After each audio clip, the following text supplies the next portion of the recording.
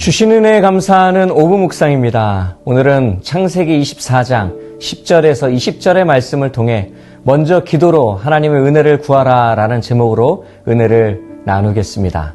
결정을 잘 내리는 사람은 똑똑한 사람이 아니라 먼저 멈추고 물어볼 줄 아는 사람이라는 겁니다. 하버드대 연구에 따르면 중요한 선택 앞에서 10초를 더 고민한 사람들이 후회 확률이 현저히 낮았다고 말합니다. 신앙생활도 마찬가지입니다. 인생의 방향을 결정하는 중요한 순간일수록 멈추어 기도하고 하나님의 뜻을 묻는 겸손한 모습이 필요하죠.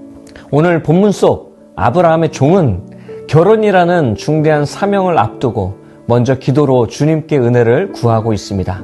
그의 모습은 오늘날 혼란한 시대 속에서 하나님의 인도하심을 먼저 구하는 복음적 믿음의 자세가 얼마나 중요한지를 보여주고 있습니다. 내용 관찰 첫 번째 질문입니다.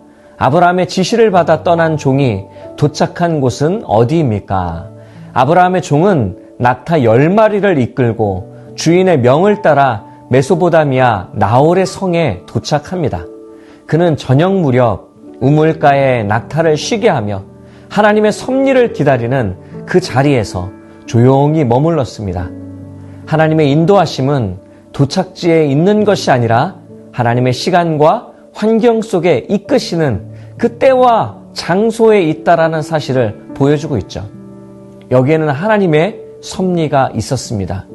종은 그의 걸음을 하나님의 절대 주권 아래 맡기고 있어요. 오늘날 우리도 결과보다 하나님의 인도하심을 신뢰하는 태도가 필요하다고 생각합니다. 하나님은 우리의 뜻 안에서 가장 적절한 시간과 방식으로 우리의 발걸음을 인도하시는 분이십니다. 두 번째 질문입니다. 우물 곁에서 종이 하나님께 간절히 기도한 내용은 무엇입니까? 그는 이렇게 기도하고 있습니다.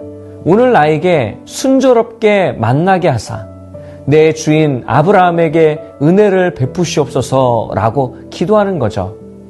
또한 내가 물 좀 달라고 할 때에 물을 줄 뿐 아니라 기꺼이 낙타에게도 물을 주겠다고 하는 여인을 통해 하나님의 인도하심을 확인하게 해달라고 요청합니다.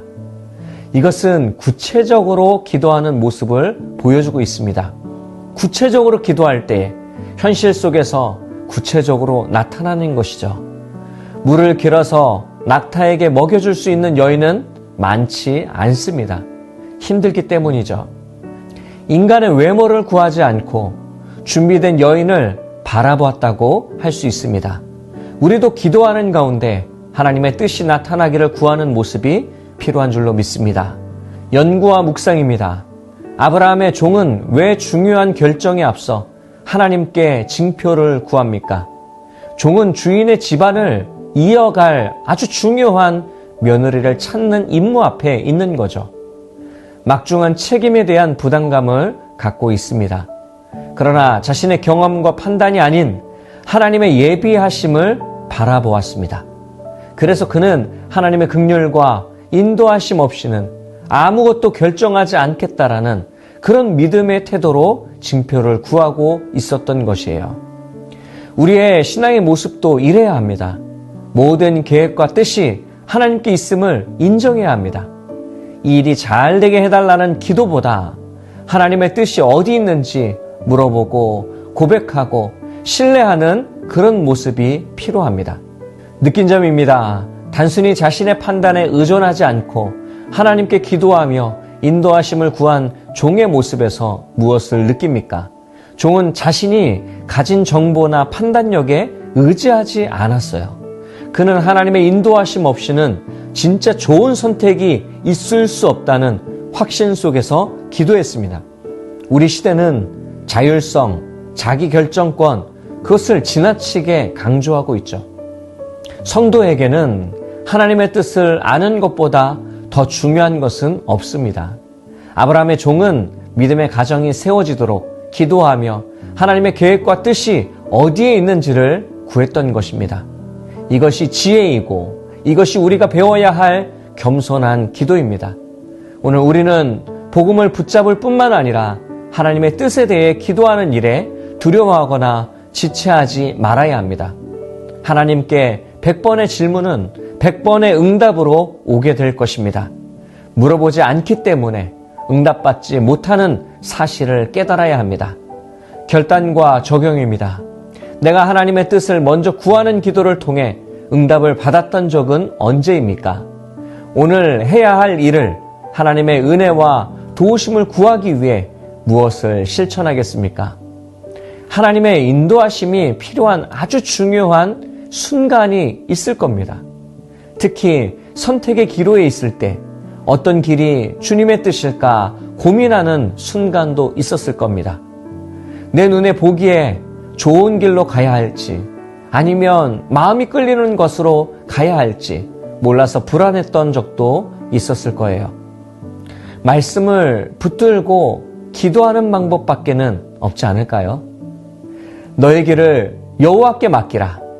저를 의지하면 저가 이루시고 내 의를 빛같이 나타내시며 내 공의를 정오의 빛같이 하시리로다 라는 말씀처럼 우리는 기도하면 하나님께서 더 깊은 은혜의 자리로 인도하십니다.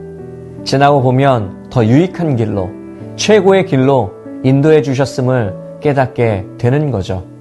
하나님께 물어보며 기도하는 것은 결코 낭비가 아닙니다. 가장 복된 길이고 올바른 신앙의 길입니다. 결정 앞에서 멈추고 기도하는 믿음의 훈련이 이루어지기를 축복합니다. 생각하고 선택하는 시간보다 기도하고 기다리는 시간이 먼저 되기를 바랍니다.